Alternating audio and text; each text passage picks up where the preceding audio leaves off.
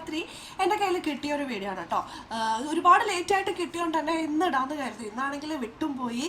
അല്പസമയം മുമ്പാണ് ഈ ഒരു വീഡിയോ എൻ്റെ കണ്ണിൽ പെട്ടത്. അപ്പോഴാണ് ഞാൻ ഓർത്തയ്യോ ഇത് ചെയ്തില്ലല്ലോ എന്ന്. സംഭവം വേറൊന്നുമല്ല, ഞാൻ ആരെയും വെള്ളം പൂശാൻ വേണ്ടിയിട്ട് വന്നതല്ല.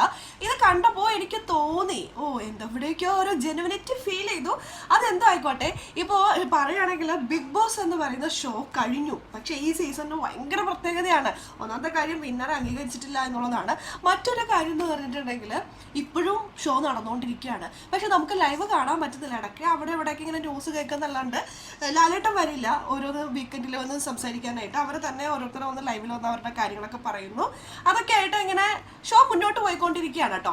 ഇപ്പോൾ കഴിഞ്ഞ ദിവസം ആദിലയും നൂറയും കൂടി ലൈവിൽ വന്നിരിക്കുകയാണ്. പല കാര്യങ്ങളും പ്രേക്ഷകർ അവരോട് ചോദിച്ചു. പ്രേക്ഷകർ പറഞ്ഞൊരു കാര്യമുണ്ട്, അവസാനത്തെ കുറച്ച് എപ്പിസോഡ് നിങ്ങൾ കണ്ടോ, ഒന്ന് കണ്ടു നോക്കുന്നത്. ഇത് കേട്ടപ്പോൾ തന്നെ ആദില തലക്ക് കൈയൊടുക്കാണ് എന്ന് പറഞ്ഞിട്ട്. കാരണം അങ്ങനെയാണല്ലോ, ആ ഒരു അവസാനത്തെ ആഴ്ച തന്നെ കൊണ്ടുപോയത്. അവസാനത്തെ ആഴ്ച എന്തൊക്കെയായിരുന്നു പുകില്. അപ്പോൾ അത് ആദിലെ നൂറയോ, പക്ഷെ നൂറ് എപ്പോഴും കുറ്റം സമ്മതിക്കുന്നില്ല. ആദില ഇതിൽ പറയുന്നുണ്ട് ശരിയാണ്, അതൊക്കെ സംഭവിച്ചു പോയി, ഞാൻ വിശദമായിട്ട് നിങ്ങളോട് പറയാമെന്ന്. അപ്പോഴും നൂറ പറയുന്നത് ഇല്ല, ഇതൊക്കെ ആരുടെയും കുറ്റമല്ല, ഇതൊക്കെ സംഭവിച്ചു പോയതാണ്, അത് ആ സിറ്റുവേഷനിൽ സംഭവിച്ചു പോയതാണെന്ന്. എന്ത് സിറ്റുവേഷൻ? എല്ലാ സിറ്റുവേഷനിലാണ് സംഭവിക്കുന്നത്. ഈ സിറ്റുവേഷനൊക്കെ നമ്മൾ ഉണ്ടാക്കുന്നതാണ്. ആ ഒരു സത്യം ആദ്യം ഒന്ന് മനസ്സിലാക്കുക. തെറ്റ് പറ്റിയാൽ അത് ആക്സെപ്റ്റ് ചെയ്യണം, അല്ലെങ്കിൽ അത് ഉൾക്കൊള്ളാനുള്ളൊരു മനസ്സ് വേണം. അല്ലാതെ ചുമ്മാ വെറുതെ ബിഗ് ബോസ് ഇറങ്ങിയിട്ട് വീണ്ടും ബിഗ് ബോസിലെ കളി കളിച്ചുകൊണ്ടിരിക്കുന്ന ഒരു പരിപാടിയാണ് നൂറ് അവിടെ കാണിക്കുന്നത്. പക്ഷെ അത് കുറച്ചൊക്കെ ഔചിത്യബോധത്തോടു കൂടി തൻ്റെ ഭാഗത്ത് നിന്നുണ്ടായ തെറ്റ് മനസ്സിലാക്കിയിട്ടാണ് കേട്ടോ ആദില സംസാരിക്കുന്നത്. എന്തായാലും നമുക്ക് അവരുടെ ആ ഒരു ലൈവിന്റെ ആ ഒരു പോർഷൻ നമുക്കൊന്ന് കണ്ടു നോക്കാം. ലാസ്റ്റ് വീക്ക് എപ്പിസോഡ്സ് ഒക്കെ ഒന്ന് കണ്ടോ, ഓഡിയൻസിനെ വരെ സാഡ് ആക്കി നിങ്ങൾ. അതെല്ലാം നമ്മള് പറയാം, നമ്മള് ഓഡിയൻസിനെ വരെ സാഡാക്കി നിങ്ങൾ. ലാസ്റ്റ് കുറച്ച് ദിവസത്തെ എപ്പിസോഡ് കണ്ടോന്ന്. കണ്ടു കാണും, കാണാതിരിക്കില്ലല്ലോ. അല്ലെങ്കിൽ കാണാനായിട്ട് അവരോട് ആരെങ്കിലുമൊക്കെ പറഞ്ഞാണോ. ഇപ്പോൾ എൻ്റെ ഒരു അഭിപ്രായത്തിൽ അവസാനത്തെ കുറച്ച് ദിവസത്തെ കാര്യങ്ങൾ ഒഴിച്ചു കഴിഞ്ഞാൽ നൂറ ടോപ്പ് 5-ൽ ഒരാളായി ഉണ്ടാകും. നൂറ ടോപ്പ് 5-ൽ ഒരാളായി ഉണ്ടാകുമെന്നാണ് എൻ്റെ ഒരു കണക്കുകൂട്ടലും ഉണ്ടായിരുന്നത്. പക്ഷെ അതെല്ലാം തകിടം മറിച്ചത് റീ എൻട്രി ആണ്. അതിൽ റീ എൻട്രിനെ ഞാൻ കുറ്റം പറയുന്നില്ല, അവർ കളിക്കാൻ വന്നവരല്ലല്ലോ, അവർക്ക് എന്ത് വേണമെങ്കിലും അവിടെ ചെയ്യാം. പക്ഷേ കളിച്ചുകൊണ്ടിരിക്കുന്നത് ആദിലയും നൂറയൊക്കെയാണ്.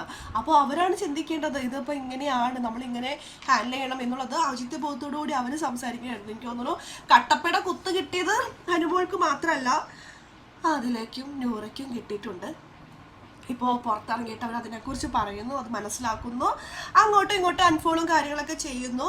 അതൊക്കെ അവിടെ നിൽക്കട്ടെ. പക്ഷേ അതിൽ പ്രേക്ഷകർ എനിക്ക് തോന്നുന്നു ഷാനവാസിനെ അനീഷിനെ പോലെ തന്നെ പ്രേക്ഷകർ നെഞ്ചിലേറ്റിയ രണ്ട് പേരാണ് കേട്ടോ. അല്ലെങ്കിൽ ആ ഒരു കോംബോയാണ് അനുമോളും ആദിലയും. അവർ നല്ല രീതിയിൽ എനിക്ക് തോന്നുന്നു അവസാനം ആദില അനുമോളെ ഇങ്ങനെ ചതിച്ചില്ലായിരുന്നു എന്നുണ്ടെങ്കിൽ തീർച്ചയായിട്ടും അനുമോൾ ആദില കോംബോ നല്ല അടിപൊളിയായിട്ട് പോകുമായിരുന്നു. അങ്ങനെ എനിക്ക് പലപ്പോഴും തോന്നാറുണ്ട്. പക്ഷെ എന്ത് കാര്യങ്ങളൊക്കെ കൈവിട്ട് പോയില്ലേ. എല്ലാം അവർ തന്നെ ചെയ്തു വെച്ചതാണ്, അനുഭവിക്കുക, അല്ലാതെ എന്ത് ചെയ്യേണ്ട. പക്ഷേ ആദിലയ്ക്ക് നല്ല രീതിയിൽ കുറ്റബോധമുണ്ട്. നിങ്ങൾ ആദിലയുടെ ഫേസ് ഒന്ന് നോക്കണം കേട്ടോ. കുറ്റബോധം ഉള്ള പോലെ എനിക്ക് തോന്നുന്നു. പക്ഷെ നൂറൊക്കെ അങ്ങനെയല്ല. ഇതൊക്കെ ഹാപ്പൻഡ്, അതൊക്കെ സംഭവിച്ചു, സിറ്റുവേഷനിൽ പറ്റിയതാണ് എന്നൊക്കെയാണ്.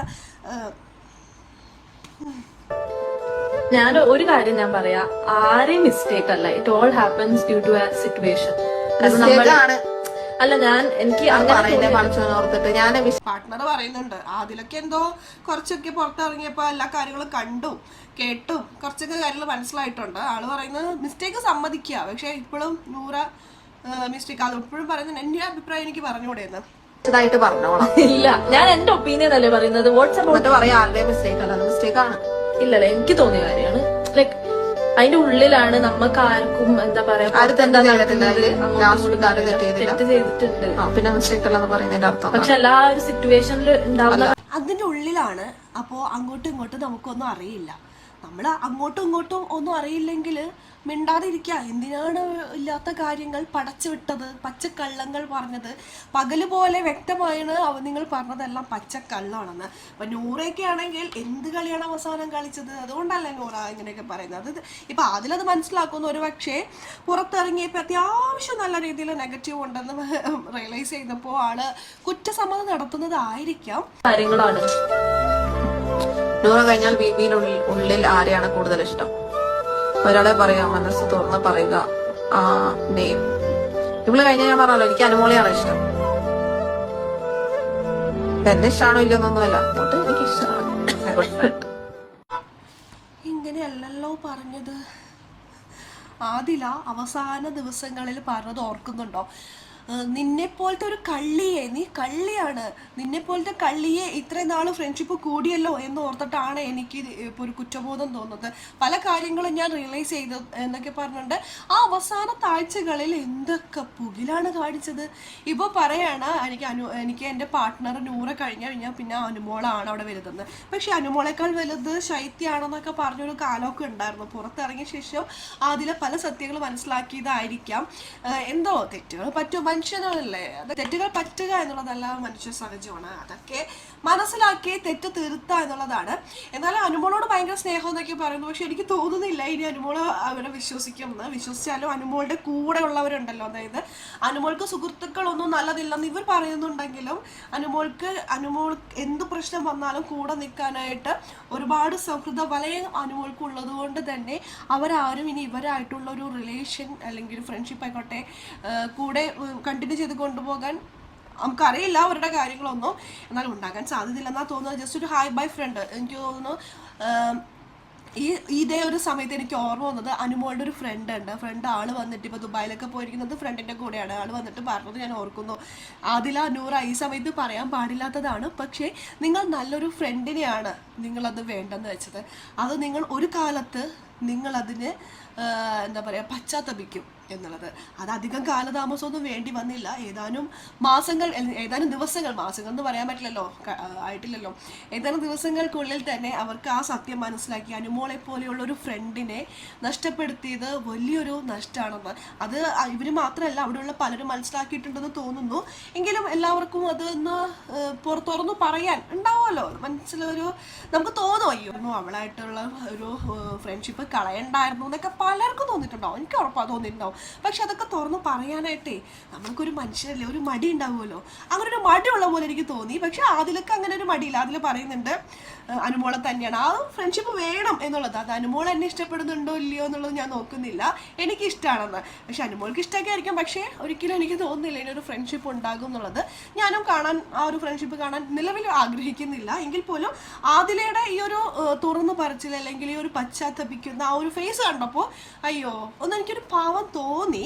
അത് എന്ന് കരുതിക്കൊണ്ട് അതിൽ ചെയ്ത കാര്യങ്ങളൊക്കെ നമുക്ക് അങ്ങനെ പെട്ടെന്ന് മറന്നു കളയാൻ പറ്റുന്ന കാര്യങ്ങളല്ലല്ലോ. പിന്നെ തെറ്റുകൾ സംഭവിക്കും, അത് മനസ്സിലാക്കുക എന്നുള്ളതാണ് ഏറ്റവും വലിയ കാര്യം. അത് മനസ്സിലാക്കിയത് വളരെ സന്തോഷം. അപ്പോൾ ആദിലയുടെയും നൂറയുടെയും കഴിഞ്ഞ ദിവസത്തെ ലൈവിൻ്റെ ഒരു പാർട്ടാണിത്. ഇനിയും രസകരമായി അപ്പോൾ അവർ പറയുന്നുണ്ട് നിങ്ങളോട് എല്ലാ കാര്യങ്ങളും തുറന്നു പറയാമെന്ന്. ഇനിയിപ്പോൾ പറഞ്ഞിട്ടും കാര്യങ്ങളൊന്നുമില്ല, എങ്കിൽ പോലും നമുക്ക് കേൾക്കാം അവരെന്താ പറയണം എന്നുള്ളത് അല്ലേ, അല്ലാതെ എന്ത് പറയാനാ. ആദിലയും ബേസിക്കലി അവർക്ക് ഒരുപാട് ഹേറ്റേഴ്സ് ഉണ്ടായിരുന്നു സ്റ്റാർട്ടിങ്ങിൽ. കാരണം അറിയാലോ, ഞാൻ പ്രത്യേകിച്ച് പറയേണ്ട ആവശ്യമൊന്നുമില്ല. അവർ വന്ന സാഹചര്യങ്ങളും എല്ലാം കൊണ്ടും അവരോട് ഒരു പ്രത്യേക ഒരു ഇഷ്ടക്കേടുണ്ടായിരുന്നു. പിന്നീട് അവർ തന്നെ ആ ഇഷ്ടത്തിലേക്ക് മാറ്റി പ്രേക്ഷകർ. ഓരോ ദിവസം കൂടുന്നൊരു പ്രേക്ഷകർ അവരെ സപ്പോർട്ട് ചെയ്തുകൊണ്ട് വന്നു. നമ്മളതിനെ മറ്റൊരു രീതിയിലേക്ക് കാണാതെ അവർ നല്ല പാർട്ട്നേഴ്സ് ആയിട്ട് പോകുന്നു. അവർക്ക് അങ്ങോട്ടും ഇങ്ങോട്ടും പാർട്ട്ണർ എന്ന് പറയുമ്പോൾ എന്താ, നമ്മുടെ മനസ്സിലുള്ള എല്ലാ കാര്യങ്ങളും അങ്ങോട്ടും ഇങ്ങോട്ടും തുറന്നു പറയാനും നമ്മളുടെ കൂടെ നിൽക്കാനും നമുക്ക് നല്ലത് തോന്നുന്ന ഒരു പാർട്ട്ണർ. ആ രീതിയിൽ രണ്ടാളും നല്ല രീതിയിൽ പോകുന്നു. നമ്മൾ പ്രേക്ഷകരും നമ്മളതൊക്കെ ഓക്കെ അവരെ മനസ്സിലാക്കി പോയിക്കൊണ്ടിരിക്കുന്ന സമയത്താണ് ഇവർ പലതരത്തിലുള്ള സ്വഭാവങ്ങളും കാണിച്ചു തുടങ്ങിയത്. അപ്പോഴാണ് നമുക്ക് ഡൗട്ട് അടിച്ച് ഇവരെന്താ എങ്ങനെ എന്നുള്ളത്. അങ്ങനെയൊക്കെയാണ് അവർക്ക് ഒരുപാട് നെഗറ്റീവ്സ് ഒക്കെ വന്നത്. പക്ഷെ അവസാനം ഇപ്പോൾ മാപ്പൊക്കെ പറയുന്നുണ്ട്, മാപ്പല്ല ഒരു തെറ്റാണെന്ന് സമ്മതിക്കുന്നൊക്കെ ഉണ്ട്. ഇതിലൊക്കെ എത്രത്തോളം ക്ലാരിറ്റി ഉണ്ട് അല്ലെങ്കിൽ എത്രത്തോളം ജെനുവിറ്റി ഉണ്ടോയെന്ന് നമുക്കറിയില്ല. എന്തായാലും മാപ്പ് പറയാൻ അല്ലെങ്കിൽ മാപ്പല്ല കേട്ടോ, എന്താ പറയുക കുറ്റം ഏറ്റു പറയാനായിട്ട് എന്നാലും മനസ്സ് ആദില കാണിച്ചിട്ടുണ്ട്. നൂറ അപ്പോഴോടെ ഒരു കടുംപിടുത്തമാണ്. നൂറൊക്കെ പൊതുവെ അങ്ങനെയാണല്ലോ, ഒരു കടുംപിടുത്തക്കാരിയാണ്. എന്തോ കടുംപിടുത്തമൊക്കെ പിടിച്ച് നിൽക്കട്ടെ, അവസാനം പതിയെ അഴിഞ്ഞു വരും, അല്ലെങ്കിൽ അഴിഞ്ഞു വന്നല്ലേ പറ്റൂ. നമുക്ക് നോക്കാം എന്താന്നുള്ളത്.